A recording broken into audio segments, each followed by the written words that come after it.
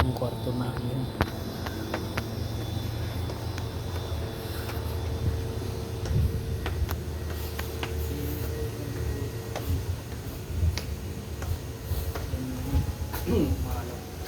Sip na. Ay, lamig. Hindi naman kami, umatat dito kayo. Ayun, meron.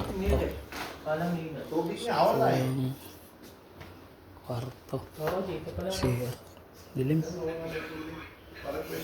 Pare-pres natin yung tubig. So, papahinga muna.